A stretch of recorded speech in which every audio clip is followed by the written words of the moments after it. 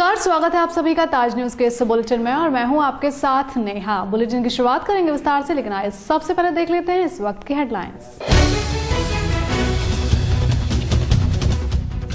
12 वफात को लेकर प्रशासन की खास तैयारी, मुख्य जगहों पर होगी मजिस्ट्रेट और पुलिस अधिकारियों की तैनाती।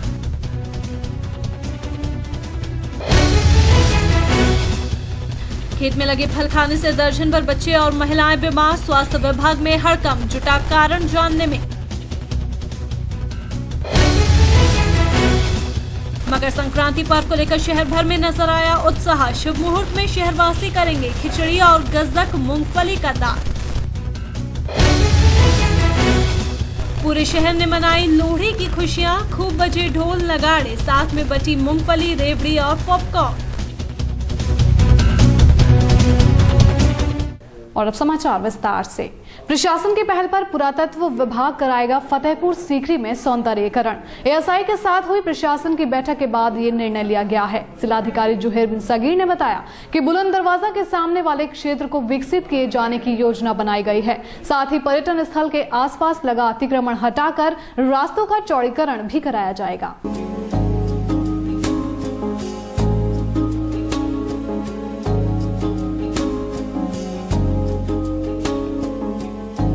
ऐतिहासिक स्मारकों को उनकी ख्याति के मुताबिक बनाने के लिए जिला प्रशासन ने पहल की है। उसने एएसआई के साथ बैठक कर अधिकारियों से फतेहपुर सीकरी में सौंदर्यीकरण के विषय पर चर्चा की। डीएम जुहेर बिन सगीर ने बताया कि सीकरी में जमीन के एक मामले पर रिट दायर होने के बाद प्रशासन ने पुरातत्व विभाग से वो जमीन वापस ले ली, जबकि सीकरी में कई तरह के विकास कार्यों के लिए भी प्रशासन ने योजना बनाई है। जो बुलंद दरवाज़ा है, बुलंद दरवाज़ा के सामने बहुत ही ज़्यादा गंदगी रहती है और नीचे सीढ़ी चढ़ के जब लोग जाते हैं, उधर शाही गुस्ल वगैरह भी है, तो उधर बहुत ज़्यादा गंदगी मिलती है। तो वो रास्ते को हम लोग बदलवा रहे हैं, एएसआई उसको बदलवा रहा है और उस रास्ते उस सीढ़ी के बजाय नया रास्ता एक और बनेगा, नज़ूल ज़मीन से होते हुए बनेगा और वो पूरा एरिया जो बुलंद दरवाजे के सामने वाला है वो उसमें गार्डन बनेगा जिसमें अच्छे फूल लगाए जाएंगे और एएसआई के तत्वाधीन ये गार्डन का निर्माण होगा, कंस्ट्रक्शन होगा और जब पर्यटक आएंगे तो उनको एक बहुत ही मनोरम दृश्य बुलंद दरवाजे के सामने को मिलेगा। जिलाधिकारी बताते हैं कि आगरा में स्थित ऐतिहासिक स्मारकों को लेकर प्रशासन गंभीर है, जिसमें फतेहपुर सीकरी के बाद अन्य इमारतों पर भी ध्यान दिया जाएगा। उनकी मंशा है कि इन मॉन्यूमेंट्स को उनकी प्रसिद्धि के मुताबिक बनाया जा सके, ताकि देश विदेश से आने वाले पर्यटक भी एक सकारात्मक संदेश लेकर जाएं।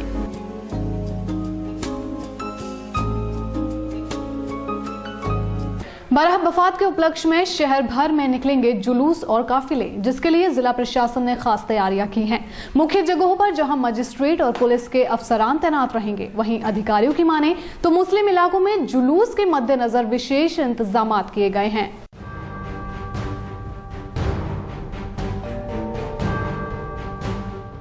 मुस्लिम समाज के पवित्र मौके 12 वफात के दिन शहर भर में खासी सजगता बरती जाएगी।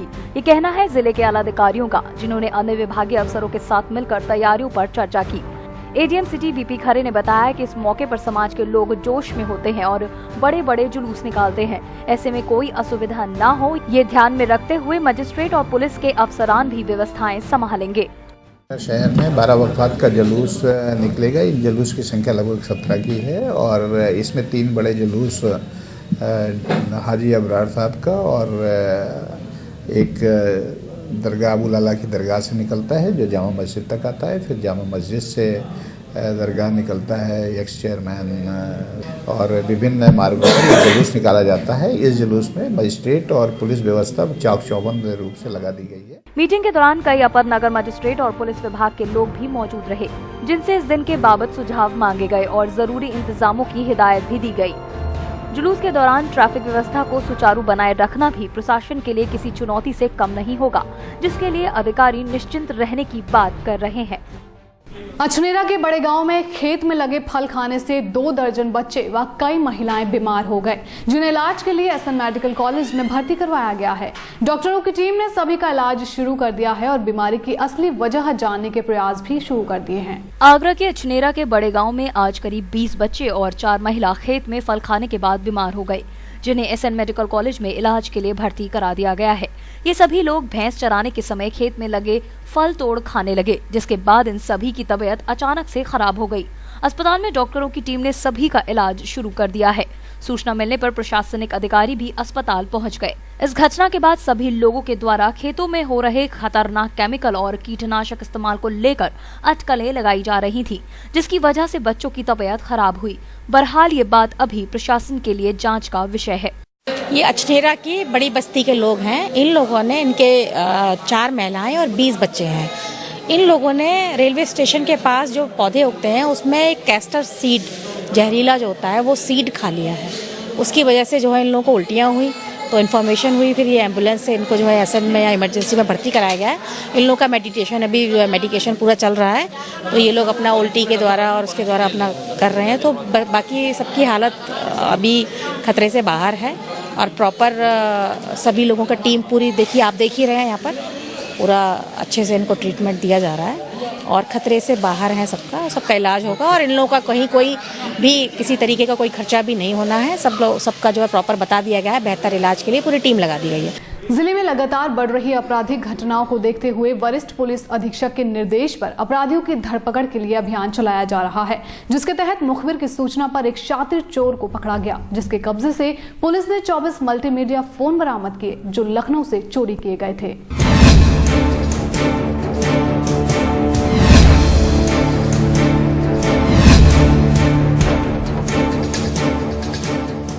अपराध को कम करने और अपराधियों की धरपकड़ के लिए चलाए जा रहे अभियान में पुलिस को उस वक्त बड़ी सफलता हाथ लगी जब मुखबिर की सूचना पर कागरौल पुलिस ने एक मोबाइल चोर गैंग के सदस्य को गिरफ्तार किया, जिसके कब्जे से पुलिस ने 24 मल्टीमीडिया मोबाइल बरामद किए हैं। पुलिस के मुताबिक ये सभी मोबाइल लखनऊ से चुराए गए हैं। पकड़े गए चोरों ने बताया कि वो गैंग के साथ वारदात को अंजाम देते हैं।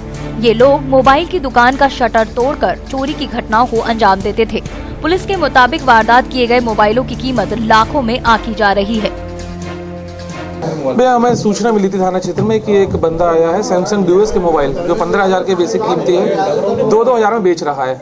थोड़ा संदिग्ध लगा मामला, भेजे हमें सिपाही को, उसे बुलवाया, उससे पूछा कहाँ से आया, तो ये खुल के आया है कि ये सब चोरी किए हुए हैं। लखनऊ में कई मुकदमा भी पंजीकृत हैं इस उसमें। हमारी अधिकारी से बात हुई तो उनका कहना है कि वहाँ तो करोड़ों की चोरी हुई है। अभी हमने इससे 24 मोबाइल रिकवर किए हैं। इसके 3 साथी और हैं जिनके पास सुनने में आ रहा है और अच्छे मोबाइल हैं, उनकी तलाश अभी जारी। शटर काट के ये चोरी करते थे, जैसे शटर लगाया, सलिए लगाया, उठाया उसे, उसमें से पतले 2 जने ये घुस जाते थे अंदर, पूरी दुकान साफ करी, दोबारा शटर उठाया और निकल के बाहर आ गए।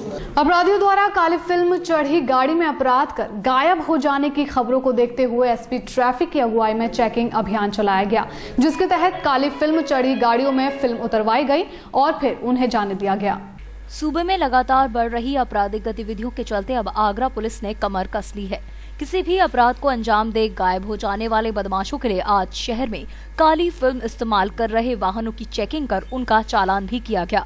इस चेकिंग में खुद एसपी ट्रैफिक अशोक त्रिपाठी ने मोर्चा संभाल संदिग्ध और नियमों को ताक पर रख चल रहे वाहनों के खिलाफ सख्त कार्रवाई की। इस दौरान गाड़ियों में हूटर और सायरन की चेकिंग कर उन्हें निकलवाया गया।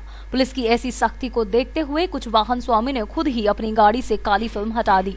एसपी ट्रैफिक अशोक त्रिपाठी ने बताया कि इसी तरह की गाड़ियों का इस्तेमाल अपराधी करते हैं, जिससे पुलिस को उन्हें ढूंढने में परेशानी होती है। साथ ही महिलाओं के साथ होने वाले आपराधिक वारदातों में ऐसी ही गाड़ियों का इस्तेमाल होता है।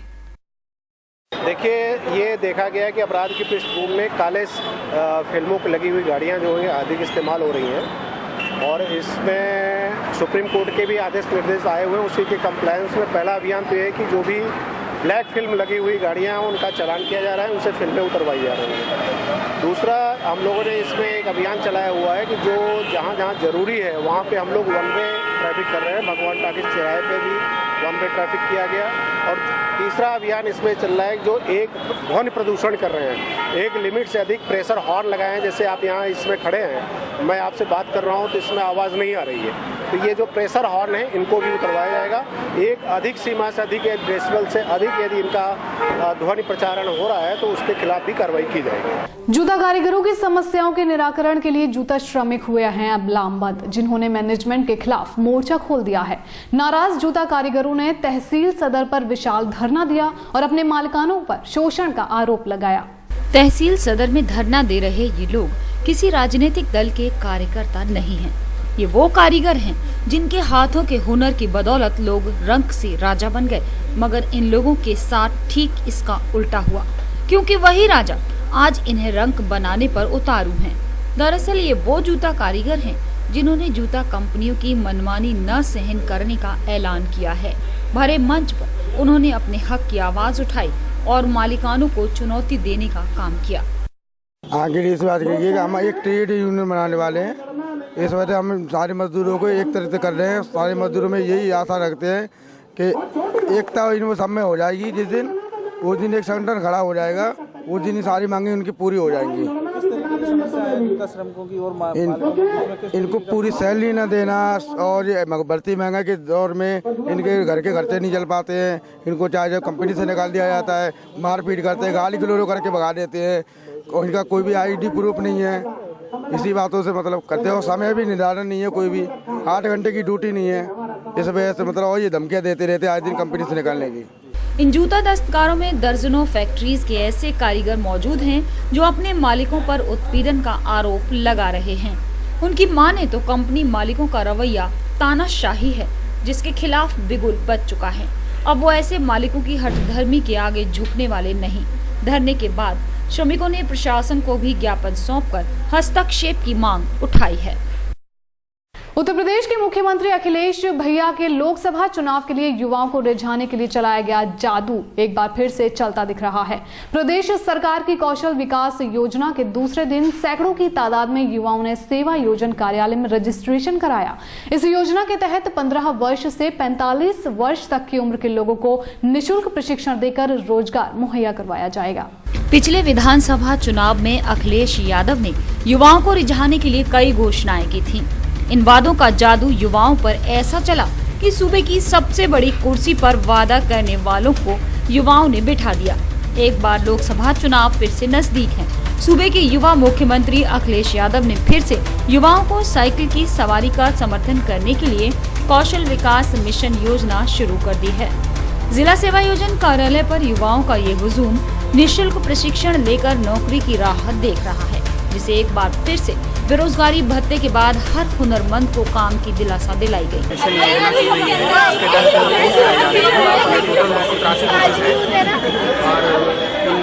रजिस्ट्रेशन वगैरह हो रहे हैं, तो रजिस्ट्रेशन में सारे स्टूडेंट्स वगैरह आ रहे हैं। जो मिशन चल रहा है इसके तहत जो कंफर्म होगा उसके बाद कंफर्म कहा जा सकता है कि ये साबित। और मैंने रैंकिंग में डाला है और इसमें डिजाइनिंग में डाला है और कंप्यूटर डिजाइनिंग में डाला है। कई लोग रोजगारों का भला हो सकता है। कौशल विकास मिशन योजना के तहत युवाओं को प्रशिक्षित कर रोजगार मुहैया कराया जाना है। 10 जनवरी से शुरू हुई योजना के लिए ऑनलाइन रजिस्ट्रेशन कराए जा रहे हैं। रजिस्ट्रेशन के बाद युवाओं को उनके चुने गए विषय में प्रशिक्षण दिया जाएगा।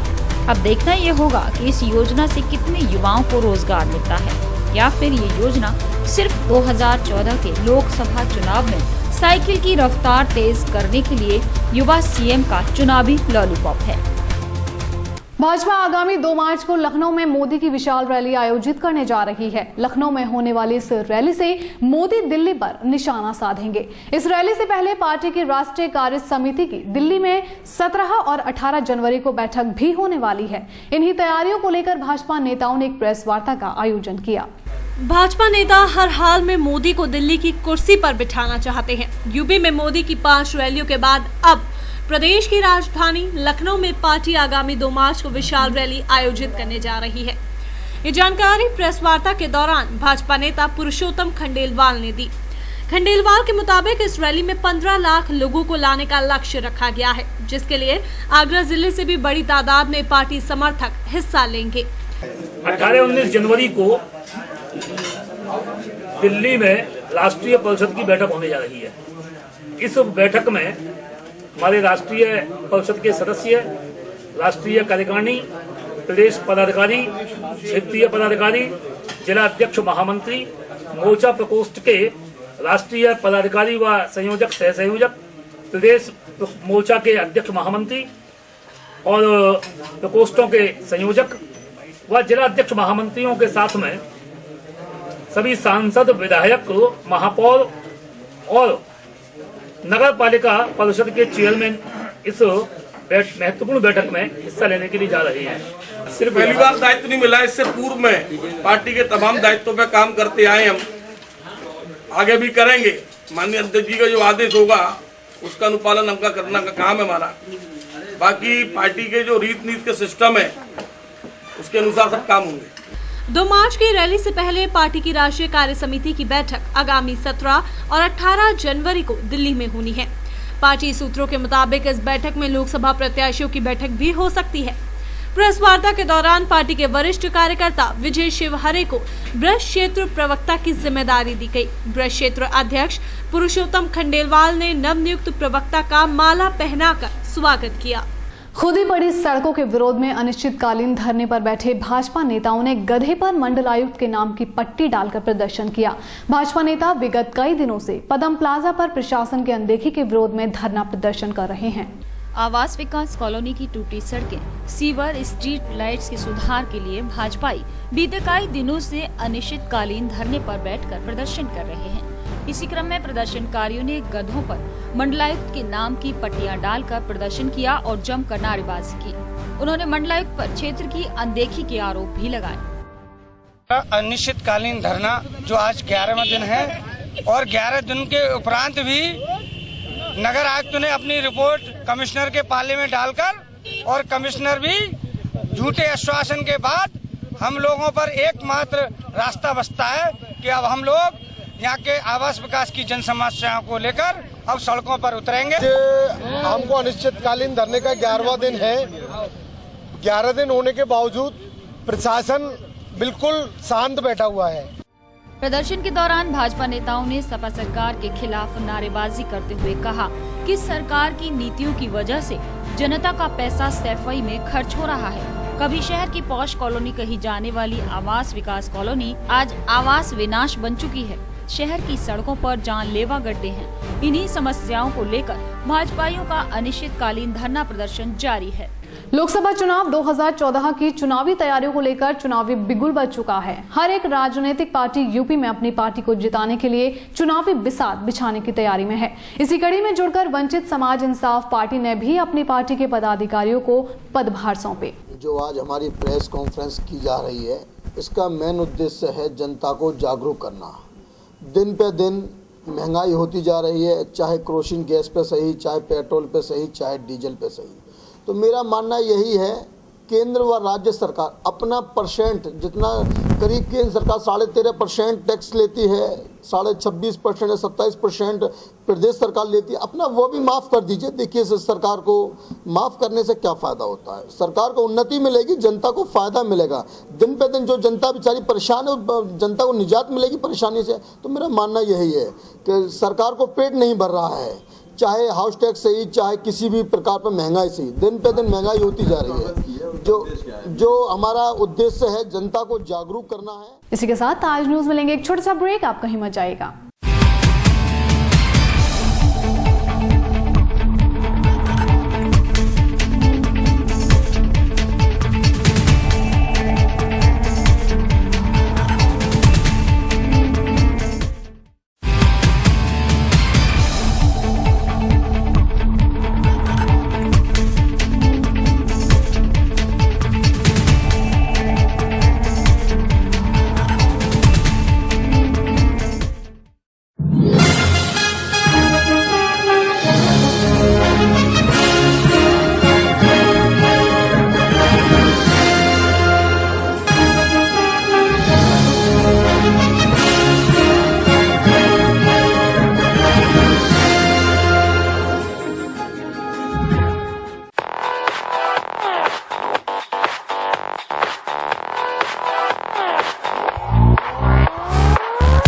बालाजी ज्वेलर्स, गोल्ड, सिल्वर और डायमंड ज्वेलरी मिलने का विश्वसनीय स्थान। हमारे यहाँ आपको gold, hallmark certificate gold jewellery नए कलेक्शन के साथ उपलब्ध मिलेगी।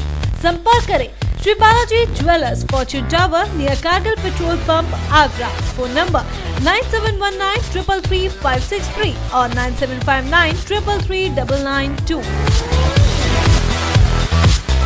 श्री बालाजी ज्वेलरी, दुल्हन की jewellery, AD jewellery, artificial bangles, chain व सभी प्रकार के सेट्स यहां पर उपलब्ध है। तो तुरंत संपर्क करें 21 सुपर बाजार, कारगिल पेट्रोल पंप के पीछे, आगरा। फोन नंबर 9358464218 और 8865911110।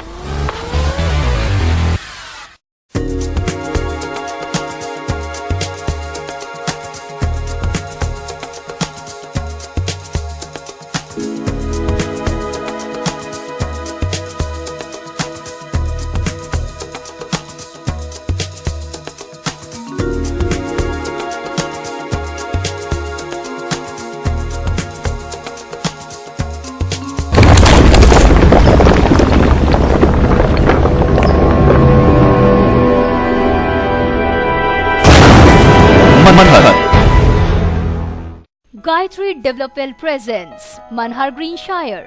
Specifications: lush green park, green environment, spacious house with car park inside, wide road inside the campus, 24-hour water supply, according Vastu. Contact at 5th floor, Ramantar, Sanjay Place, Agra. Contact number 9219696623. Dot number 0562400437.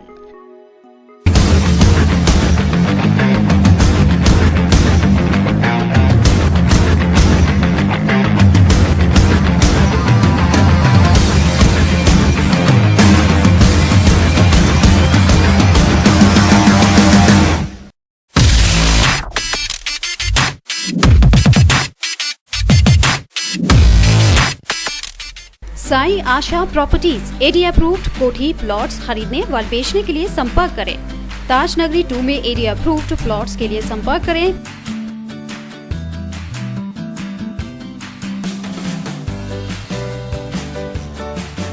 Pawan Goyal, Sai Asha properties, shop number 56, Sopuda road, AD height, crossing Taj Nagri 2, Agra. Mobile number 9719000022।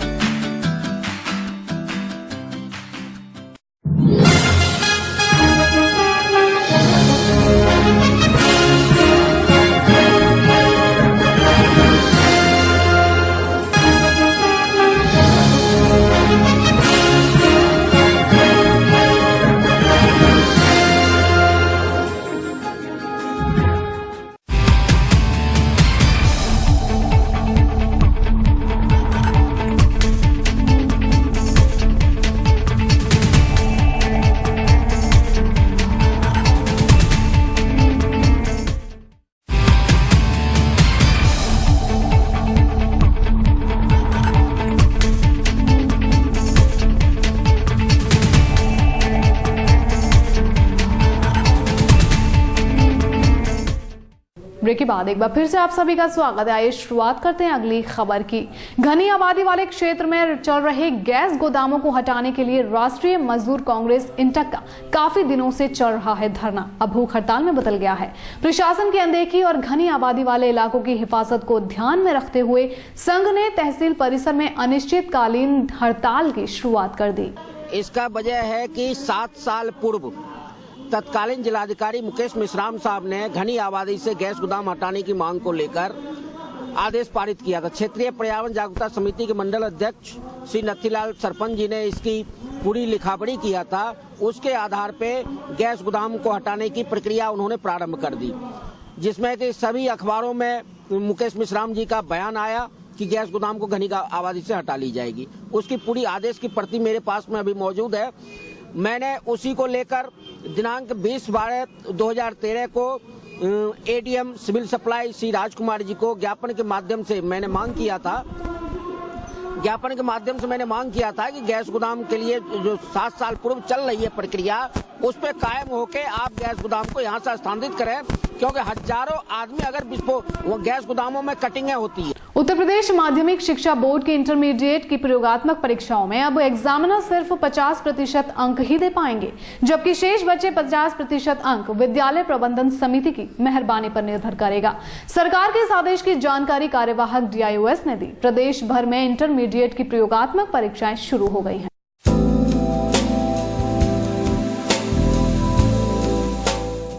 UP board की intermediate परीक्षा के लिए शिक्षा विभाग ने कमर कसनी अब शुरू कर दी है। जिले भर के विद्यालयों में प्रयोगात्मक परीक्षाएं भी शुरू हो गई हैं। इस बार इंटरमीडिएट बोर्ड परीक्षाओं में प्रैक्टिकल कराने के लिए आने वाले एग्जामिनर्स की मनमानी ज्यादा नहीं चल सकेगी। कार्यवाहक जिला विद्यालय निरीक्षक धर्मेंद्र शर्मा के मुताबिक इस बार लखनऊ से नया फरमान आया है, जिसमें प्रैक्टिकल के नंबर में अब विद्यालय प्रबंध समिति भी अहम रोल अदा करेगी। वस्तुतः माध्यमिक शिक्षा परिषद का एक शेड्यूल होता है और शेड्यूल के अंतर्गत केंद्र निर्धारण किया जाता है। जिला समिति द्वारा केंद्र निर्धारण किया जा चुका है और मंडलीय समिति द्वारा भी इसको केंद्र निर्धारित करते हुए बोर्ड को अग्रिम कार्यवाही हेतु प्रेषित किया जा चुका है। अब बच्चों को प्रयोगात्मक परीक्षाओं के लिए भी बोर्ड से हमें निर्देश प्राप्त हो गए हैं, जिसमें आधे मार्क्स 50% मार्क्स जो बाय निरीक्षक आते हैं वो देंगे और आधे विद्यालय में की गई गतिविधियों के आधार पर दिए जाएंगे। ये भी अपने आप में एक महत्वपूर्ण बोर्ड का निर्णय है। बोर्ड परीक्षा प्रैक्टिकल में अब प्रबंध समिति को भी 50% अंक देने का अधिकार मिल गया है। इस आदेश के बाद जहां परीक्षकों की प्रैक्टिकल नंबर देने की मनमानी पर रोक लगेगी, वहीं विद्यालय प्रबंध समिति की मनमानी शुरू हो सकती है। बोर्ड परीक्षा केंद्रों के निर्धारण में हुई धांधली के बाद अब शिक्षा विभाग के आला अधिकारी प्रयोगात्मक परीक्षाओं को लेकर सतर्क हो गए हैं। ताज न्यूज की खबर का फिर दिखा एक बार असर। जी हां, उद्यान विभाग और एडीए की लापरवाही के चलते बाल विहार में फैली अव्यवस्थाओं को ताज न्यूज ने सबसे पहले अपने चैनल पर प्रमुखता से दिखाया था, जिसके बाद दोनों ही विभाग हरकत में आए और अब यहां लाइट्स और यहां लगे पौधों को ठीक कराया जा रहा है। इतना ही नहीं, यहां बनी झील का पानी भी खाली कर उसमें अब नया पानी भरने की कवायदें भी शुरू कर दी गई हैं। देखिए ताज न्यूज की ये रिपोर्ट।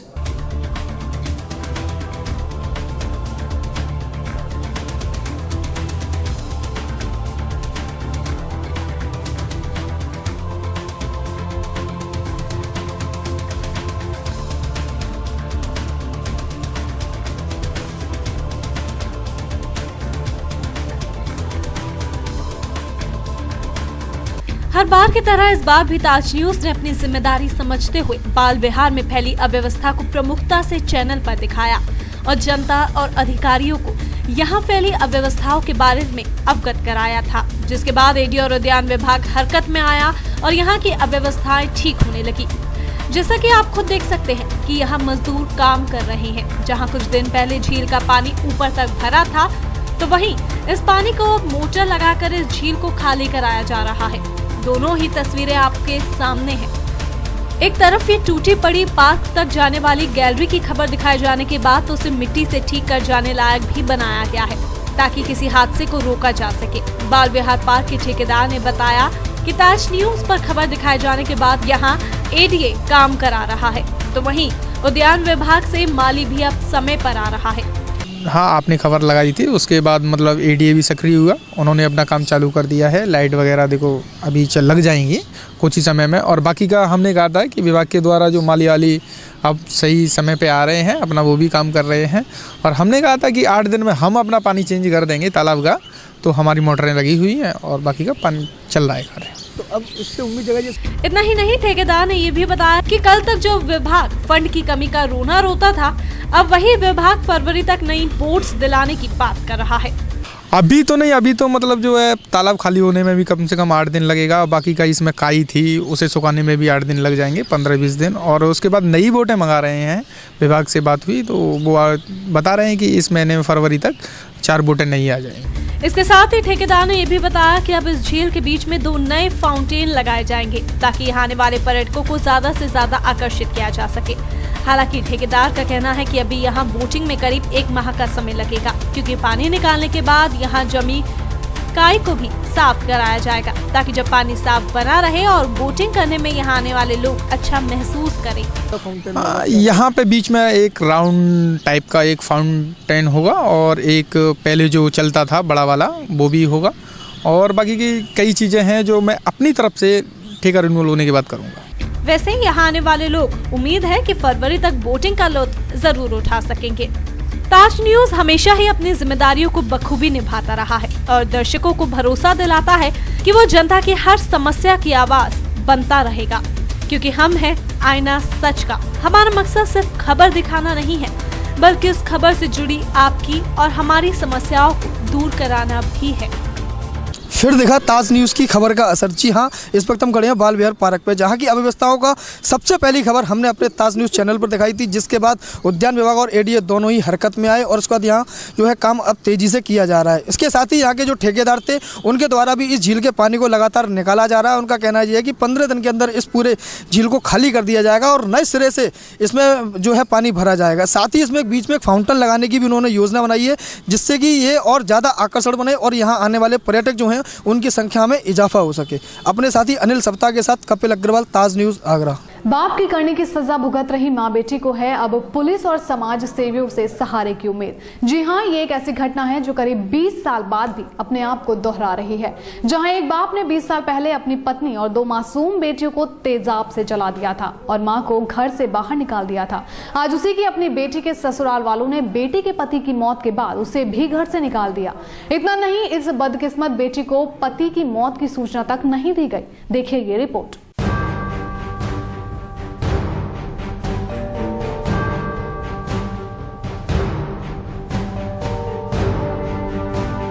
पुलिस अधीक्षक के कमरे के बाहर बैठी ये माँ बेटी है गीता देवी और उसकी बेटी नीतू। फतेहपुर सीकरी की रहने वाली गीता देवी ने बताया कि उसकी शादी करीब 22 साल पहले शाहगंज के सोरो कटरा के रहने वाले इंदर से हुई थी, जिसके बाद उसकी 2 बेटी हुई। बेटी होने के बाद से ही परिवार के लोग उससे दुर्व्यवहार करने लगे।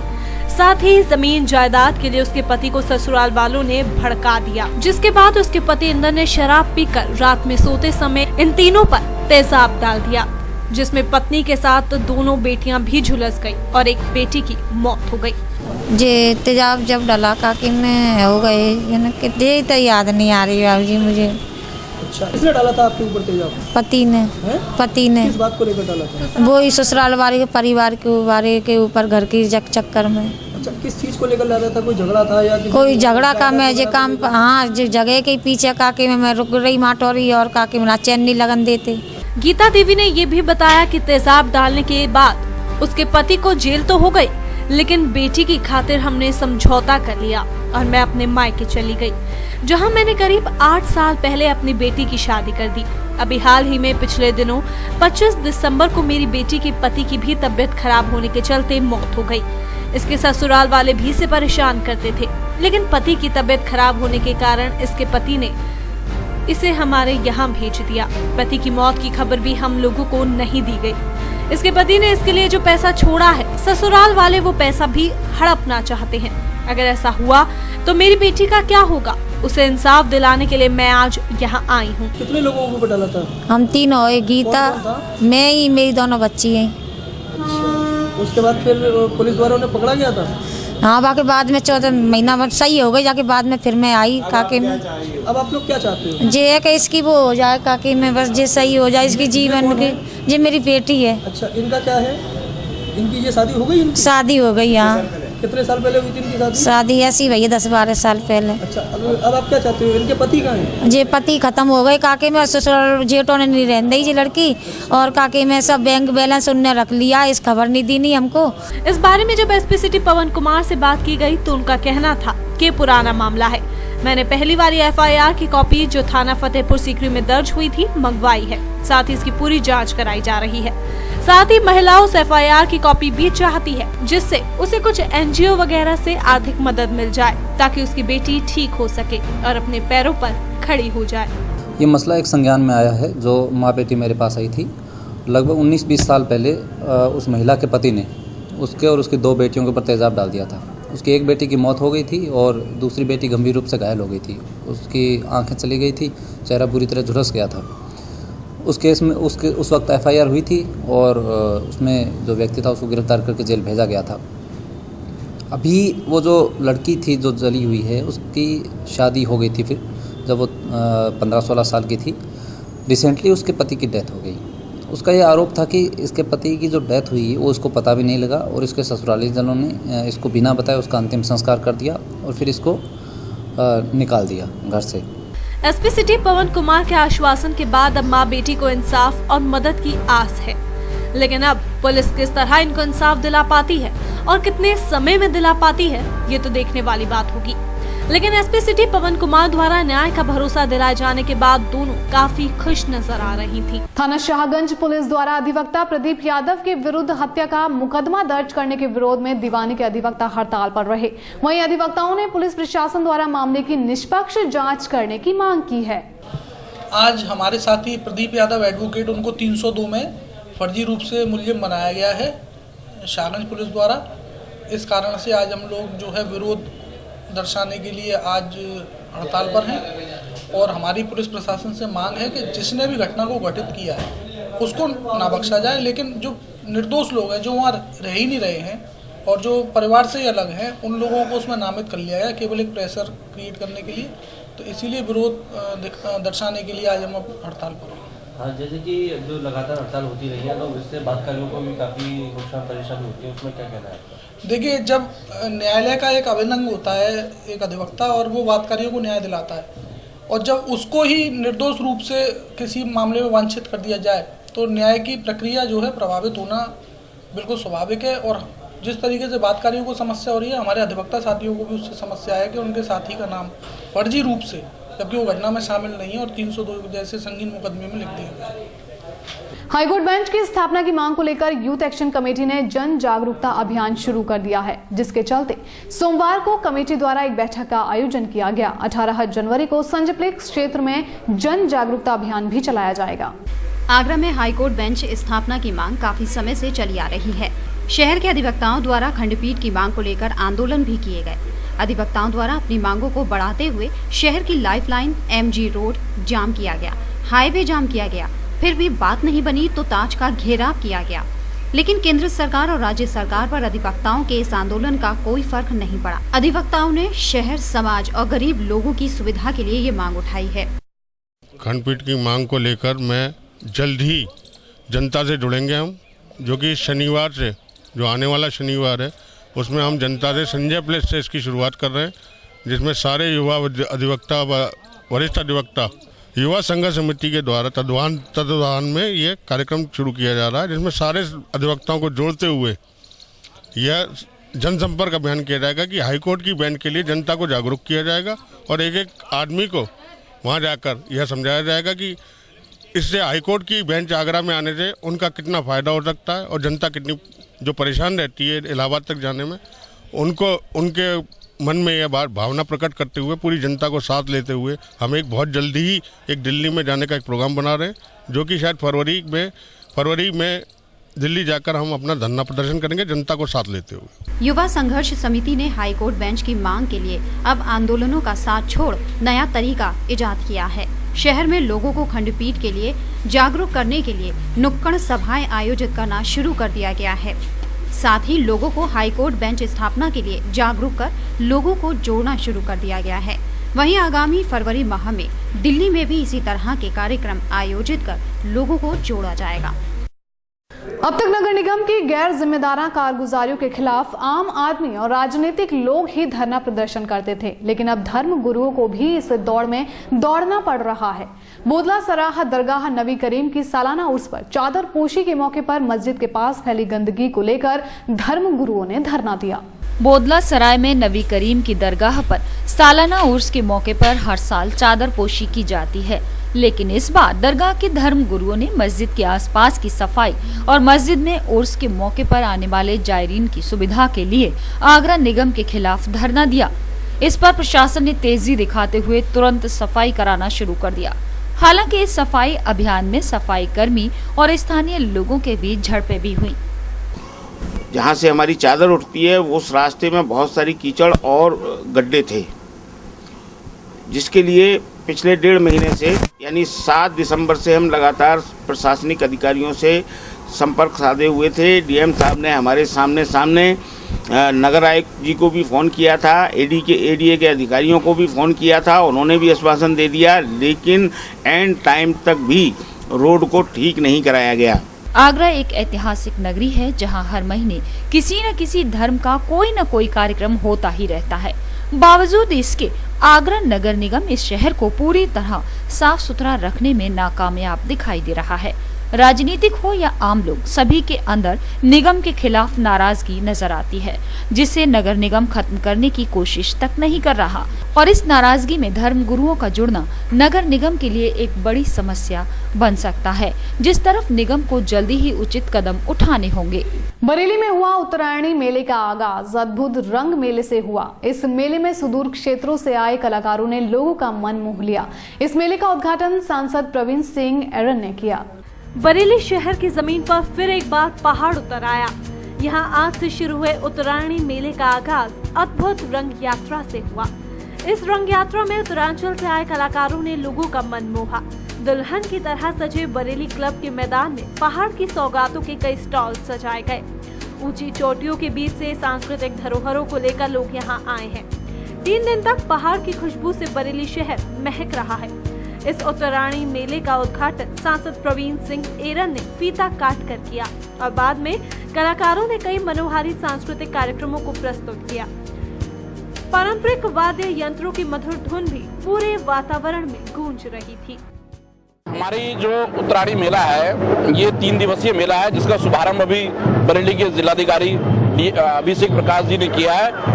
और इस मेले में हमारे पूरे उत्तराखंड की सांस्कृतिक टीमें आती हैं। पिथौरागढ़ की हैं, उत्तरकाशी की हैं, देहरादून की हैं, हल्द्वानी साइड की, छोलिया की टीम आपने देखा होगा, नृत्य भी देखा होगा। तो इसमें पूरे हर पिथौरागढ़ की सब बरेली में जो है पूरे उत्तराखंड के हर जनपद की लगभग यहाँ टीमें आती हैं और सभी लोग यहीं रुके हुए हैं। और बरेली में पूरा आप समझिए पूरा उत्तराखंडी माहौल हो गया है। दान का पर्व मकर संक्रांति मंगलवार को मनाया जाएगा। इस बार संक्रांति इंद्र योग के साथ आ रही है। इस कारण ये व्यापार और व्यापारियों के लिए विशेष शुभकारी है। इस दिन किया दान पुण्य फल देगा। खर मास की समाप्ति के साथ ही शुभ कार्य भी शुरू हो जाएंगे।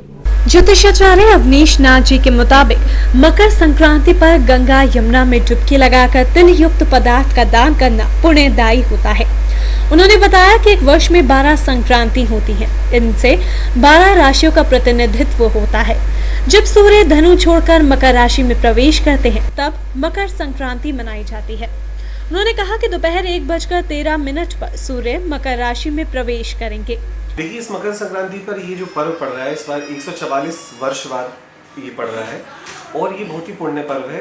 इसको अगर हम देखें तो आज के दिन सूर्य अपनी धनु राशि छोड़कर मकर राशि में प्रवेश करते हैं। ये एक शुभ संयोग होता है क्योंकि सूर्य अपने पुत्र की राशि यानी मकर राशि के अंदर जाकर अपने स्थान ग्रहण करते हैं और भक्तों को पुण्य लाभ देते हैं। आज के दिन दान करना, पूजा पाठ करना बहुत लाभदायक होता है। कहा जाता है जो भी आप आज के दिन दान करेंगे वो आपको जब इस लोक को छोड़कर जाती हैं तब आपको दूसरे लोक में सुलभ होती है। तो इसलिए आज के दिन दान करना बहुत अच्छा है। और आज के दिन मकर संक्रांति का महत्व इसलिए और बढ़ जाता है क्योंकि वैसे तो 12 संक्रांति होती हैं, पर आज चूंकि ये माघ मास भी लगने वाला है इसलिए इसमें जो संक्रांति होगी इसका पुण्य का जो तत्व है वो ज्यादा बढ़ जाता है। उत्तरायण को देवताओं का एक दिन एवं दक्षिणायन को उनकी रात्रि कहा गया है।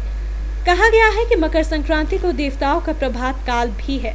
ज्योतिषाचार्य अवनीश नाथ जी ने बताया कि मकर संक्रांति पर बन रहा इंद्र योग विशेषकर व्यापार और व्यापारियों के लिए शुभकारी होगा। इस दिन 14 का संयोग भी है। इस दिन 14 वस्तुओं के दान का विशेष महत्व है। ये दान अधिमास सहित वर्ष 13 माह के साथ 1 माह जोड़कर 14 माह के निमित्त किया जाता है। मकर संक्रांति नववर्ष का दूसरा त्योहार है। इस दिन दान पुण्य से 100 गुना फल की प्राप्ति होती है। उन्होंने बताया कि भले ही संक्रांति दिन में लगे लेकिन दान सुबह 7:18 पर शुरू हो जाएगा। इस दिन खिचड़ी, गज़क, घी, तिल, ऊनी वस्त्र आदि दान किया जाता है। साथ ही उन्होंने ये भी कहा कि दान जरूरतमंद को ही देना चाहिए। मकर संक्रांति की खरीदारी से कई ट्रेड गुलजार हो गए। गजक से लेकर रेवड़ी, गुड़, मूंग की दाल और चावल की मांग बढ़ गई। खासतौर पर गजक और रेवड़ी बाजार में अधिक रौनक देखने को मिल रही है। इसी से कारोबारी बेहद खुश हैं। मकर संक्रांति के लिए गजक की मांग खूब हो रही है। रेवड़ी की सेल भी अच्छी है। तिल के दाम में बढ़ोतरी से इस साल उसके उत्पाद महंगे हैं। बावजूद इसके खरीदार अपने घरों से निकल रहे हैं खरीदारी करने के लिए। गजक 160 से लेकर 260 रुपए प्रति किलो और रेवड़ी 120 रुपए प्रति किलो की दर पर बिक रही है। मकर संक्रांति पर लोग मूंग की दाल, चावल और गुड़ आदि का दान करते हैं। रविवार का अवकाश होने से बड़ी संख्या में लोगों ने जमकर खरीदारी की। आगरा कॉलेज ग्राउंड में क्रीड़ा भारती प्रतियोगिता के बैनर तले कई खेलों का आयोजन किया गया, जिसमें आगरा मंडल भर से आए कई स्कूली खिलाड़ियों ने बढ़ चढ़कर हिस्सा लिया और अपनी प्रतिभाओं का अच्छा प्रदर्शन किया। आगरा कॉलेज ग्राउंड पर चल रहे क्रीड़ा भारती प्रतियोगिता में मंडल भर के खिलाड़ियों ने हिस्सा लिया। आयोजकों के मुताबिक इस खेल प्रतियोगिता में दूर दराज के गाँव से उन खिलाड़ियों को बुलाया गया है जो सुविधा के अभाव में खेल से वंचित रह जाते हैं। सेमीफाइनल के खेलों के दौरान कबड्डी, वॉलीबॉल, खो-खो जैसे कई खेल खेले गए, जिसमें बालक वर्ग सहित बालिकाओं ने भी बढ़ चढ़कर हिस्सा लिया। ये क्रीड़ा भारती का जो ये संगठन है, ये पूरे राष्ट्रीय स्तर पे बड़े व्यापक लेवल पे काम कर रहा है। मंडलीय स्तर की प्रतियोगिता है।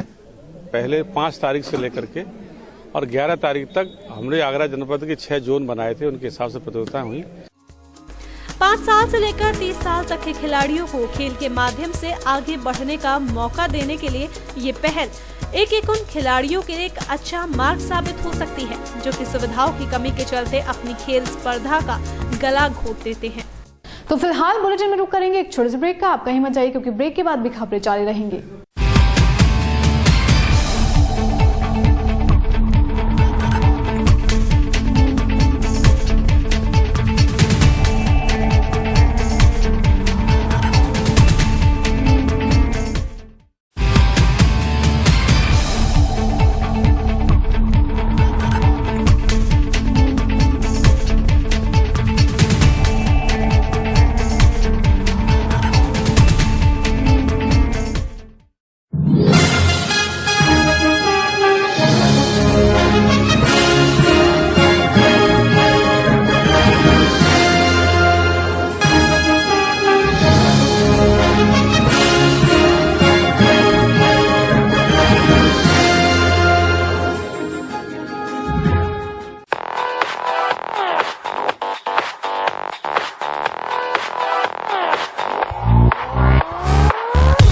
बालाजी ज्वेलर्स, गोल्ड, सिल्वर और डायमंड ज्वेलरी मिलने का विश्वसनीय स्थान। हमारे यहाँ आपको gold, hallmark certificate gold jewellery नए कलेक्शन के साथ उपलब्ध मिलेगी।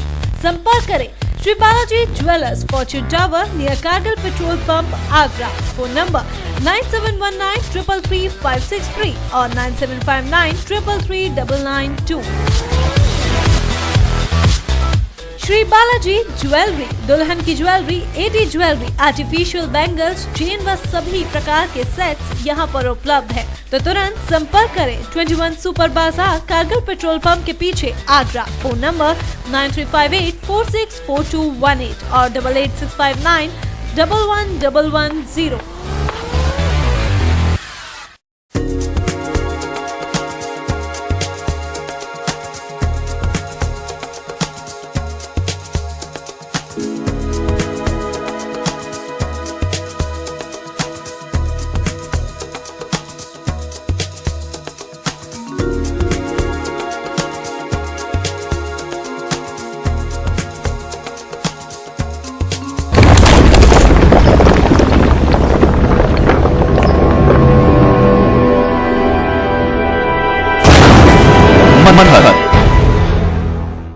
Gayatri Development presents Manhar Greenshire.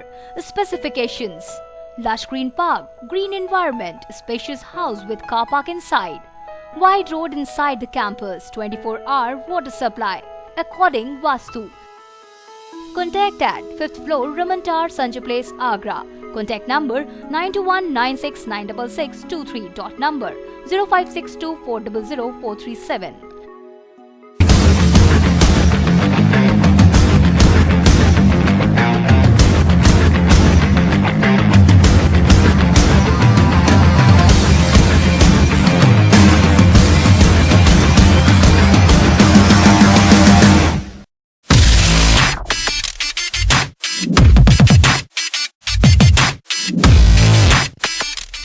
Sai Asha properties, AD approved कोठी प्लॉट्स खरीदने व बेचने के लिए संपर्क करें। ताज नगरी 2 में एडी अप्रूव्ड प्लॉट्स के लिए संपर्क करें।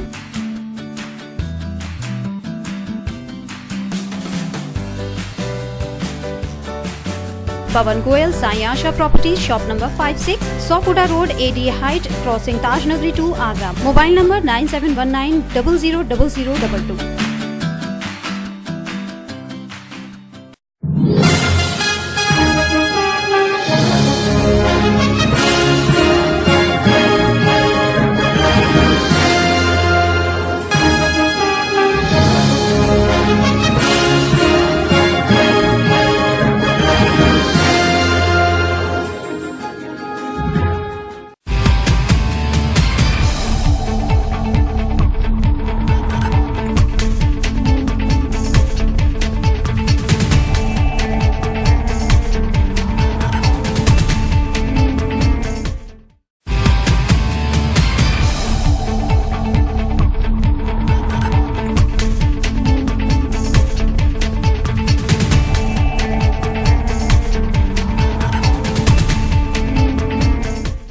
और ब्रेक के बाद आइए बढ़ते हैं अगली खबर की ओर। आज की सुबह सफेद चादर में लिपटी रही लोगों का घरों से निकलना मुश्किल हो गया। सुबह की ठंड और कोहरा देख चौराहों और सड़कों पर वाहन कम नजर आए। राहगीरों की चहलकदमी भी कम थी। मौसम का यूं रंग बदलना हर किसी के लिए मुसीबत बन गया है। लगातार पारा गिरने से गलन और ठंड बढ़ गई है।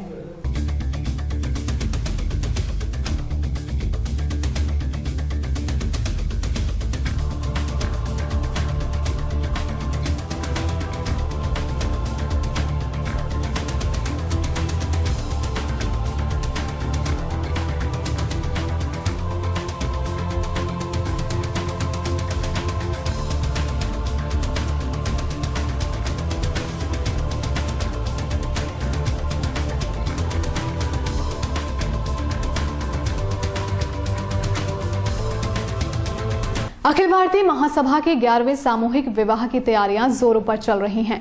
इसी क्रम में सोमवार को दिल्ली गेट स्थित होटल गोवर्धन में एक प्रेस वार्ता का आयोजन किया गया, जिसमें संस्था द्वारा निम्न जानकारियां दी गई। अखिल भारतीय ब्राह्मण महासभा द्वारा 14 फरवरी को होटल गोवर्धन दिल्ली गेट आगरा में 11वें ब्राह्मण सामूहिक विवाह समारोह का आयोजन किया जा रहा है। ये जानकारी एक प्रेस वार्ता के माध्यम से दी गई। हर साल की तरह इस बार भी सामूहिक विवाह में इच्छुक जोड़ों का सामूहिक विवाह किया जाएगा।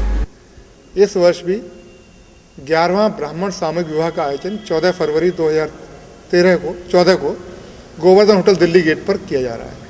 इसके लिए हम मीडिया के माध्यम से कहना चाहते हैं कि जो भी अभिभावक अपने बच्चों का विवाह सामूहिक विवाह में कराना चाहते हो, वो 31 जनवरी तक होटल गोवर्धन पर आकर अपना रजिस्ट्रेशन करा सकते हैं। महासभा के अध्यक्ष राकेश शर्मा ने बताया कि सामूहिक विवाह में सर्वगोत्र सर्व क्षेत्रीय जोड़ों का विवाह होगा। सामूहिक विवाह में विवाह के इच्छुक जोड़ों के अभिभावक अपने बेटे बेटियों का पंजीकरण कराने के लिए फोटो, पहचान पत्र और आयु प्रमाण पत्र के साथ गोवर्धन होटल दिल्ली गेट आगरा पर अंतिम तारीख 30 जनवरी से पहले संपर्क कर सकते हैं। राधिका गौरी से ब्रज की छोरी से मैया करा दे मेरो ब्याह, इसी तरह के भजनों पर श्रीमद् भागवत कथा में भक्त जमकर झूमे। नूरी दरवाजे में चल रही भागवत कथा के दौरान आचार्य जी ने श्रोताओं को भगवान कृष्ण की बाल लीलाओं के बारे में विस्तार से जानकारी दी। हमारे भागवत कथा का प्रारंभ जो 9 तारीख से प्रारंभ हुआ है, जिसका समापन 15 तारीख तक हुआ और 16 को भंडारा हुआ। ये कथा इसलिए कराई जा रही क्योंकि अच्छे विचार लोग मन में आए, और समाज में इस तरह का कार्यक्रम है जिसमें प्रसाद बटेगा, बड़े चावल बटेंगे। माधुरी दीक्षित अभिनीत फिल्म डेढ़ इश्किया इस शुक्रवार को रिलीज हुई। फिल्म से जैसी उम्मीद लगाई गई थी वैसी बॉक्स ऑफिस कमाई करने में फिल्म सफल नहीं हो सकी। माधुरी दीक्षित की कमबैक कही जाने वाली फिल्म इस साल की पहली सीक्वल फिल्म है। फिल्म ने अब तक सिर्फ 7 करोड़ की ही कमाई की है। माधुरी दीक्षित, नसरुद्दीन शाह, अरशद वारसी और हुमा कुरैशी जैसे कलाकारों से भरी फिल्म डेढ़ इश्किया की कहानी, कलाकारों का अभिनय, फिल्म के गाने सभी अच्छा होने के बावजूद फिल्म बॉक्स ऑफिस पर अपेक्षित कमाई करने में सफल नहीं रही। फिल्म ने रिलीज के पहले 2 दिनों में 7 करोड़ की ही कमाई की। हालांकि फिल्म दर्शकों को पसंद आई, बावजूद इसके फिल्म अच्छी कमाई करने में पीछे रह गई। डेढ़ इश्किया के निर्देशक अभिषेक चौबे हैं, जिन्होंने फिल्म का प्रमोशन सिवाय दिल्ली के और कहीं न करने का फैसला लिया था। प्रमोशन न होना भी इसका एक कारण हो सकता है। जो भी हो, ये फिल्म साल 2014 की पहली सीक्वल फिल्म इश्किया का ही सीक्वल है। डेढ़ इश्किया से बेहतर बिजनेस फिल्म यारियां ने किया, जिसने अब तक लगभग 10 करोड़ का बिजनेस कर लिया है। नवोदित कलाकारों से भरी यारियां फिल्म ने युवाओं की वाहवाही लूटी और अभी भी ठीक चल रही है। एक तो पहले से ही जनता पर महंगाई का बोझ, ऊपर से सरकार की नीतियां। इस महंगाई के जमाने में मुश्किल से 2 वक्त की रोटी कमा पा रहे आम आदमी के लिए लगता है कि शायद अब एक बार फिर से उसकी जेब कटने वाली है, क्योंकि एलपीजी का कोटा बढ़ने के साथ ही उसके दाम भी बढ़ सकते हैं। जब से ये खबर आई थी कि सरकार सब्सिडी वाले एलपीजी सिलेंडर्स का सालाना कोटा 9 से बढ़ाकर 12 करने पर विचार कर रही है, लोगों में थोड़ी राहत देखने को मिली। लेकिन ये राहत अब ज्यादा दिनों तक की नहीं है, क्योंकि सरकार ने संकेत भी दे दिए हैं कि डीजल और एलपीजी की दरों में एक मुश्त बड़ी बढ़ोतरी हो सकती है। जानकारी के अनुसार सरकार डीजल के दाम में 2 से 3 रुपए प्रति लीटर और एलपीजी के दाम प्रति सिलेंडर 75 से 100 रुपए तक बढ़ा सकती है। सरकारी तेल कंपनियों की माने तो डीजल पर सब्सिडी के कारण इस समय 10.17 प्रति लीटर रुपए का घाटा हो रहा है। सरकार जिस नए फॉर्मूले पर काम कर रही है वो 1 अप्रैल से लागू हो सकता है। इसके चलते पीएनजी और सीएनजी के दामों में भी 1 अप्रैल से इजाफा हो सकता है। लेकिन डीजल और रसोई गैस के दामों में इजाफा यकीनन पहले से सुलग रही महंगाई की आग और ज्यादा भड़काने का काम कर सकती है। पेट्रोलियम कंपनियों के कथित नुकसान की भरपाई करने के नाम पर पहले पेट्रोल के दाम में बढ़ोतरी की गई और अब डीजल और रसोई गैस के दाम में बढ़ोतरी हो सकती है। मेरी राय तो ये है कि महंगाई तो वैसे चरम सीमा पे है और मैं नहीं समझता कि कोई भी हिंदुस्तान का कोई भी व्यक्ति जो है अब इस महंगाई को बर्दाश्त कर सकता है, क्योंकि ये जो है जब देखो तब महंगाई, जब देखो तो महंगाई। और ये ऐसी चीज़ है जिससे कि जो है हर घर का जो चूल्हा और गृहस्थी सब चलती है, तो इससे जो है समझ लीजिए कि बड़ा मुश्किल है। और कुल मिलाकर के जैसे हम लोग हैं, ये गाड़ी वाले हैं, स्कूटर वाले हैं, बाइक वाले हैं, जो दिनचर्या काम करते हैं, तो उनके लिए भी बहुत मुश्किल का काम है। देखिए, पेट ऐसी चीज़ है, उसके साथ तो कोई कंप्रोमाइज़ होता ही नहीं है। हम और चीज़ों में कटौती करेंगे, खाना तो बनेगा ही है, बच्चों का दूध गर्म होगा, सब्जी बनेगी, खाना, सब चीज़, इस चीज़ में नहीं कटौती हो सकती है। बाकी जो अपने और ज़रूरत की चीज़ें हैं उसमें किसी तरह से अपने बजट को हम मॉडिफाई करेंगे। और बजट तो बढ़ेगा तो परेशानी तो होती ही है, सब्जियां महंगी होंगी, सारा बजट गड़बड़ आ जाता है, दिक्कतें तो आती हैं। इसकी रोकथाम की जाए। सरकार ने जो संकेत दिए हैं उससे जनता में बेहद निराशा है। खैर, अब देखने वाली बात होगी कि इसका क्या परिणाम होता है और पहले से ही महंगाई के बोझ तले दबती चली जा रही जनता का इस बार क्या रुख होगा और वो कैसे अपने घर के बजट को संभालेगी। कैमरा पर्सन अनिल सविता के साथ ताज न्यूज के लिए मोनिका ग्रोवर, आगरा। दिल्ली में आम आदमी पार्टी की सरकार बनने के बाद हर तरफ भ्रष्टाचार के खिलाफ आवाज बुलंद हो गई है। बरेली के मेयर ने नगर निगम में व्याप्त भ्रष्टाचार से तंग आकर इस्तीफा दे दिया और उनके साथ ही 38 पार्षदों ने भी इस्तीफा दिया। निगम में आए दिन हो रहे हंगामे और करोड़ों रुपयों के भ्रष्टाचार ने मेयर डॉक्टर IS तोमर को झकझोर कर रख दिया, जिस वजह से उन्होंने अपना इस्तीफा समाजवादी पार्टी के जिला अध्यक्ष को सौंप दिया। पिछले दिनों हुए सफाई नायकों के नियम विरुद्ध प्रमोशन का मामला तूल पकड़ता जा रहा है। दरअसल मेयर डॉक्टर IS तोमर ने जब सफाई नायकों के प्रमोशन के बारे में नगर आयुक्त और स्वास्थ्य अधिकारी से जानकारी मांगी तो इसी बात पर तमाशा खड़ा हो गया और सफाई नायक बदतमीजी पर उतर आए। उन्होंने मेयर की मौजूदगी में उनके दफ्तर में जमकर हंगामा काटा और मेयर मुर्दाबाद के नारे लगाए। इतना ही नहीं, जब शहर में कई विकास कार्यों में करोड़ों का घोटाला और जमीनों पर अवैध कब्जे के बारे में मेयर साहब ने नगर आयुक्त उमेश प्रताप सिंह से जानकारी मांगी तो उन्होंने उनकी एक नहीं सुनी और कर्मचारियों को भड़काकर मेयर के खिलाफ खड़ा कर दिया। यही सब मेयर साहब को बर्दाश्त नहीं हुआ और उन्होंने समाजवादी पार्टी के जिला अध्यक्ष वीरपाल सिंह को अपना इस्तीफा सौंप दिया। उनके साथ समाजवादी पार्टी के 38 पार्षदों ने भी अपना इस्तीफा दे दिया। हालांकि अभी उनका इस्तीफा नामंजूर कर दिया गया है। कुछ ऐसी चीजें हैं जो नगर निगम में हो रही थी, जिसमें कार्यकारिणी के सदस्यों ने उसमें ऐतराज उठाया और 16 दिसंबर को मुझे एक पत्र दिया कि नगर निगम में पिछले साल 1.5 साल में 40-50 सफाई कर्मचारियों को कार्यवाहक सफाई नायक बना दिया गया और उनके वार्डों से सफाई कर्मचारी कम हो गए। पहले से ही सफाई कर्मचारी कम है और कम हो जाने से सफाई व्यवस्था प्रभावित हो रही है, ध्वस्त हो रही है। नगर आयुक्त से ये सूची मांगी कि भाई जो इस बोर्ड के कार्यकाल यानी 18 महीने के कार्यकाल में कृपया ये सूची दे दी जाए कि कौन कौन से सफाई कर्मचारियों को सफाई नायक बनाया गया है। गत शनिवार को लगा दिल्ली में जनता दरबार में हुई फजीहत के बाद मुख्यमंत्री अरविंद केजरीवाल ने फैसला लिया है कि अब दिल्ली में जनता दरबार नहीं लगेगा। इसके बजाय लोग अपनी समस्याओं को ऑनलाइन या फिर डाक के माध्यम से दर्ज करा सकते हैं, साथ ही फोन से भी अपनी समस्याओं को बता सकते हैं।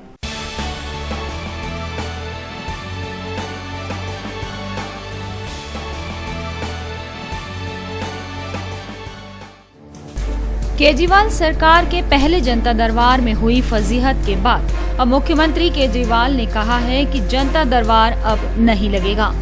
गौरतलब है कि इससे पहले शनिवार को भारी भीड़ के कारण जनता दरबार को स्थगित करना पड़ा था।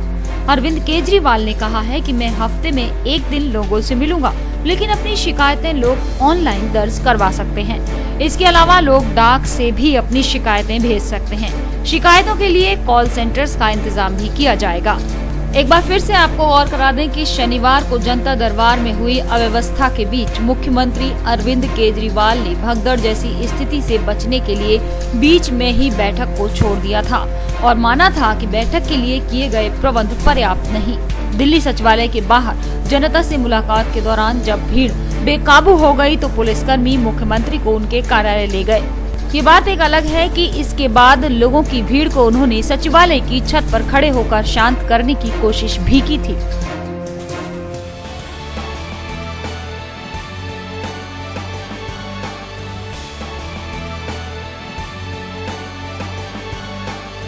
आज लोहड़ी है और इस शुभकामनाओं का दौर सुबह से ही शुरू हो चुका है। शहर में लोहड़ी कार्यक्रम 7 दिन पहले और 7 दिन बाद तक चलते हैं। इसके चलते ही शहर की शाम बेहद खास रही।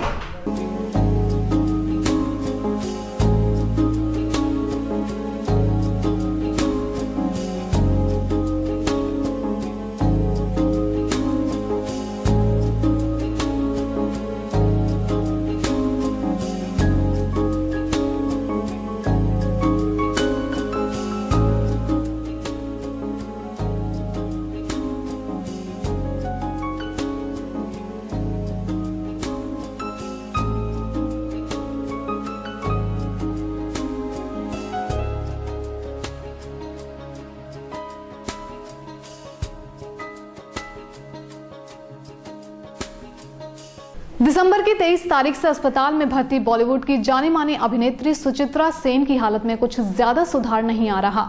ये 82 वर्षीय अभिनेत्री श्वसन तंत्र के संक्रमण से जूझ रही हैं। डॉक्टर्स का कहना है कि उनकी हालत में ज्यादा सुधार नहीं है। वहीं मुख्यमंत्री ममता बनर्जी के अलावा पश्चिमी बंगाल की विधानसभा में विपक्ष के नेता और माकपा नेता सूर्यकांत मिश्रा भी इस अभिनेत्री का हाल जानने के लिए अस्पताल पहुंचे। बॉलीवुड की खूबसूरत और जानी मानी अभिनेत्री सुचित्रा सेन की तबीयत में फिलहाल कोई सुधार नहीं आया है। सुचित्रा सेन पिछले 23 दिसंबर से बेलव्यू नर्सिंग होम में भर्ती हैं। वो काफी समय से श्वास तंत्र में संक्रमण की बीमारी से जूझ रही हैं। डॉक्टर्स का कहना है कि वे फिलहाल खतरे से बाहर नहीं हैं। कम खुराक होने के कारण काफी कमजोर भी हो गई हैं। पश्चिम बंगाल विधानसभा में विपक्ष के नेता और माकपा नेता सूर्यकांत मिश्रा इस अभिनेत्री से मिलने अस्पताल पहुंचे। वहीं इससे पहले मुख्यमंत्री ममता बनर्जी भी सुचित्रा सेन को देखने अस्पताल गई थी। साल 2014 शायद भारत के लिए एक सफल साल साबित हो सकता है। पहले GSLV D5 की सफलतापूर्वक लॉन्चिंग, फिर पृथ्वी 2 की और फिर मुंबई में टर्मिनल 2 एयरपोर्ट और अब मार्च में भारत होगा पोलियो मुक्त देश घोषित।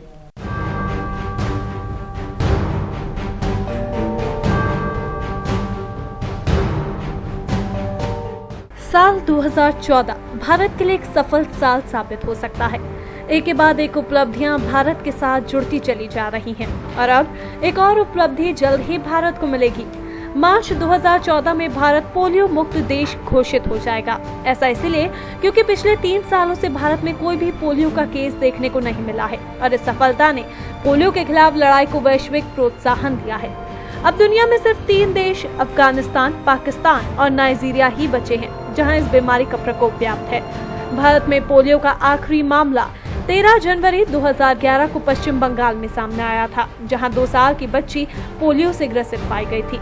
यानी अब 3 साल में कोई भी पोलियो का मामला सामने न आने के कारण विश्व स्वास्थ्य संगठन यानी कि WHO मार्च में भारत को पोलियो मुक्त देश घोषित करेगा।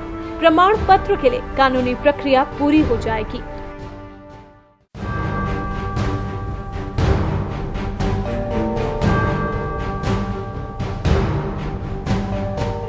जैसा करोगे वैसा भरोगे की थीम पर बनने वाली डॉक्यूमेंट्री फिल्म की शूटिंग लोहा मंडी थाने में फिल्माई गई।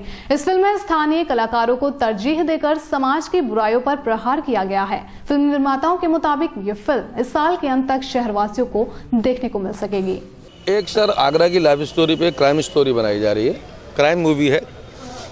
इसका मोटो है आगरा के नए आर्टिस्ट को मतलब लोगों को जागृत करना। एक डॉक्यूमेंट्री पिक्चर बना रहे हैं हम लोग और मोस्ट प्रोबेबली 7-8 दिन का शूट यहाँ रह गया है, बाकी कंप्लीट हो चुका। क्या ये आगरा शहर से बाहर भी कहीं शूट करी गई है? नहीं, ये आगरा शहर में शूट करी गई है और आगरा शहर से बाहर इसको शूट नहीं किया गया। क्या कुछ नए कलाकारों को मौका दिया? सब नए कलाकार ही हैं, जो कुछ बॉम्बे से आए हुए हैं, कुछ लोकल आर्टिस्ट हमने आगरा से भी लिए हैं। भारतीय जनता पार्टी युवा मोर्चा आगरा महानगर ने ब्रिज क्षेत्र कार्यालय पर लोहड़ी का पर्व बड़े ही धूमधाम के साथ मनाया। इस मौके पर भाजपा महानगर अध्यक्ष ने सभी के गले मिलकर लोहड़ी की शुभकामनाएं दी।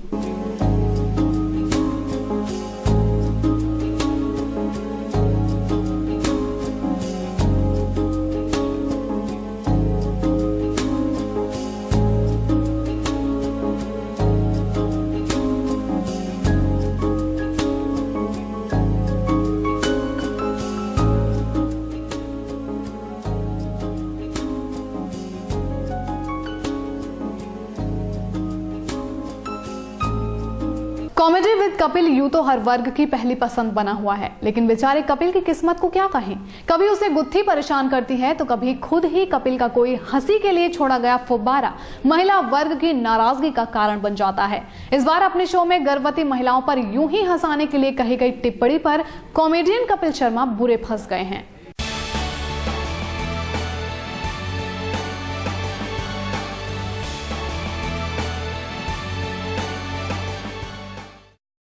अपने famous show comedy with Kapil के माध्यम से दर्शकों का भरपूर मनोरंजन करने वाले कपिल शर्मा ने अपने एपिसोड में गर्भवती महिलाओं पर कुछ ऐसा बोल दिया जिससे उनकी फजीयत सी हो गई। एक तरफ महाराष्ट्र महिला आयोग ने उन पर कड़ी आपत्ति दर्ज कर कारण बताओ नोटिस भेज दिया है, तो वहीं उनके शो की जान गुत्थी यानी कि सुनील ग्रोवर तो पहले से ही उनके लिए गड्ढे खोदते दिख रहे थे। इस पूरे मामले पर कॉमेडी बिरादरी ने गहरा एतराज जताया है। उनका कहना है कि कॉमेडियंस का काम है लोगों को हंसाना, इसे किसी चीज से जोड़कर देखना बिल्कुल गलत है।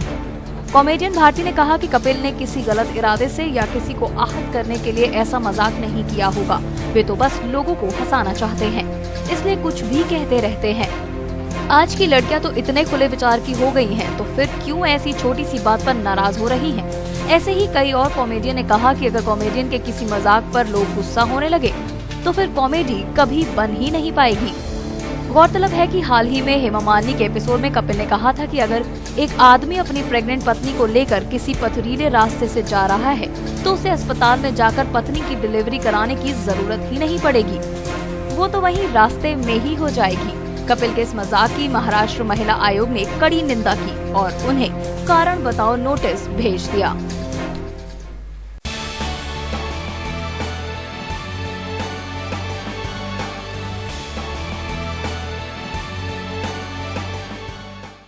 और इसी के साथ आज न्यूज के इस बुलेटिन में इतना ही। लेनी होगी आपसे इजाजत। नमस्कार।